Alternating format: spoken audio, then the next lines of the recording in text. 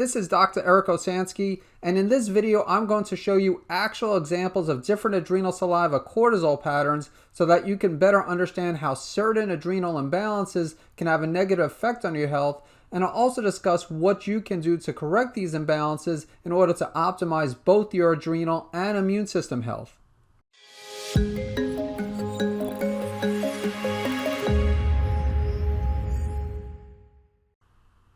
Before I begin, I just want to remind you that the main reason I put together these videos is to help people with different types of autoimmune conditions and other health issues better understand their test results so that they can find and remove their triggers, correct any underlying imbalances, and feel great again.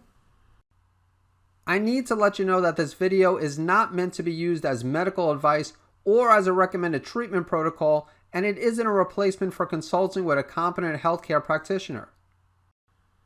I just want to remind you that cortisol follows a circadian pattern, as it should be at the highest levels in the morning and at the lowest levels in the evening. So let's take a look at cortisol pattern number 1, which is a normal pattern. So here we see an example of a normal cortisol pattern. You can see that cortisol starts out at the highest, it's a 22.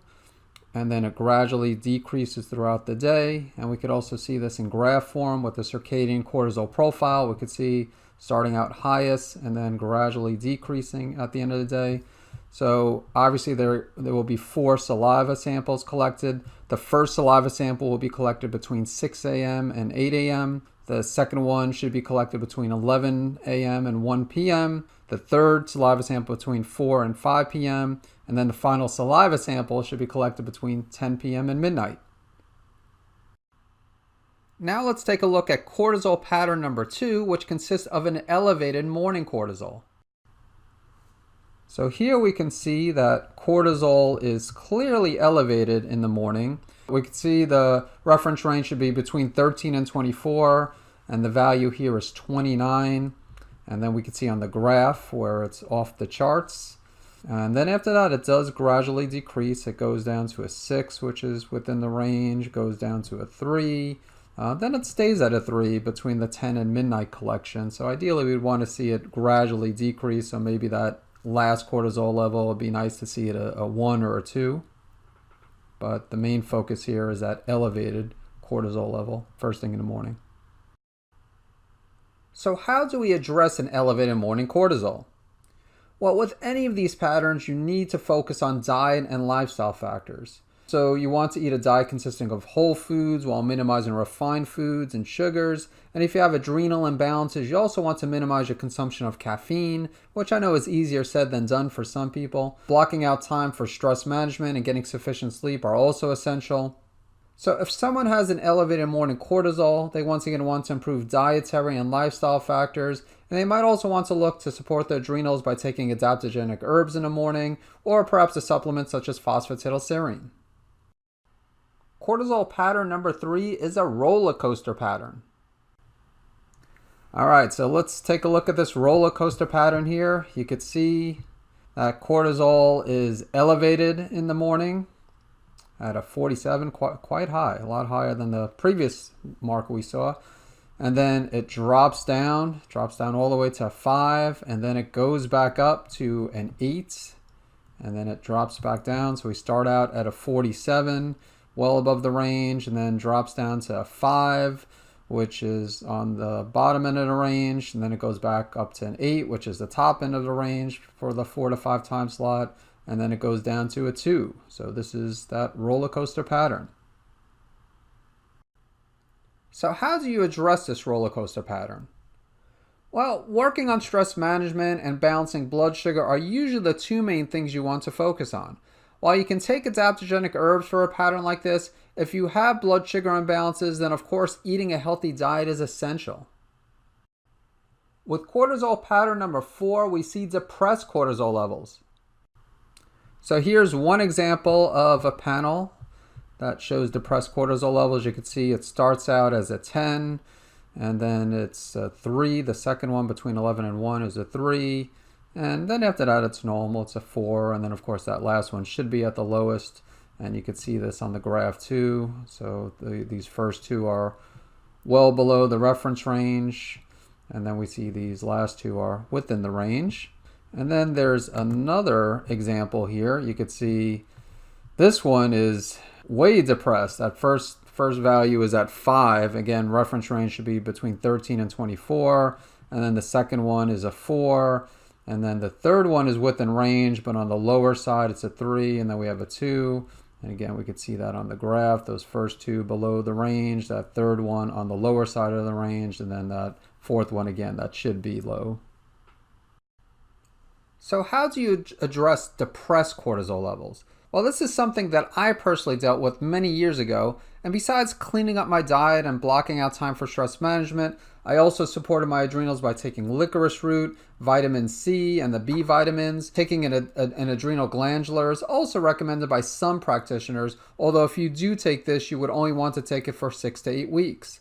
I also need to mention that while I've had many patients take licorice root over the years, this can increase blood pressure and deplete potassium in some people, and so you really do need to be cautious if you choose to take this herb. Cortisol pattern number 5 involves an afternoon spike of cortisol. So here we see the first morning cortisol is actually depressed, quite low at a 5. Then we see that second one is elevated, so we have start out with 5 and then it's a 17, and then it goes back to normal, which is 6 between the 4 and 5 collection, and then the last sample is a 2, and it's, again, we can see in the graph, starts out depressed, then we got that spike in the afternoon, and then it's normal. The last two are within the normal range, and this is just another example, different lab, different company.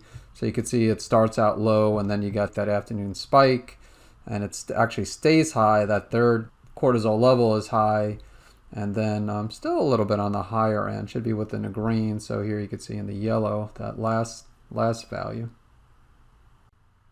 So how do you address an afternoon spike of cortisol? So this is usually related to blood sugar, and it's addressed in a similar manner to the rollercoaster pattern, as you want to focus on balancing blood sugar levels, although keep in mind that a stressful event in the afternoon can also cause this reading. The final cortisol pattern involves an evening cortisol spike. So here we see that cortisol is elevated in the morning, and then it drops down, and then it's within the normal range, that 4 to 5 o'clock collection. And then the final one, where it should decrease, it's actually elevated. So we could see this on the graph as well, where it starts out high and then drops down and at a good level over here, but it should continue to decrease, and here we could see it increases. And then there's one other example. Now here we see it starts out depressed, and we could see it's a 6, a 5, and a 4. So it is dropping down. So I don't know if you really would consider this an evening cortisol spike, because it's not really spiking, but ideally you want this to, I gave this example because some would say this is normal, because it is within a normal range, but it's on the higher side. Ideally we want to see this, I would say a 1 or a 2. If it's a 3, I would say is acceptable, but a 4 is on the higher side. So how do we address an evening cortisol spike? You of course want to incorporate diet and lifestyle factors. It's also important to listen to your body at night, as if you're tired, please don't push yourself to stay up late. If you're having problems falling asleep, which is common with elevated cortisol levels at night, then you might need to take something such as phosphatidylserine or ashwagandha before going to bed, and some people will benefit from a small amount of melatonin. But you also want to make sure that your environment is conducive to sleep, as you want to make sure your bedroom is completely dark at night. Try to stay off of electronics at least 1 hour prior to going to bed, and of course make sure you don't consume caffeine later in the day. You might also want to try taking a hot bath an hour or 2 before going to bed, and doing some mind-body medicine right before going to bed may also greatly help. If you found this video to be valuable, please click on the like button below, and to get the latest videos to help you better understand your test results, make sure you subscribe right now and ring that notification bell, and I'll catch you in the next video.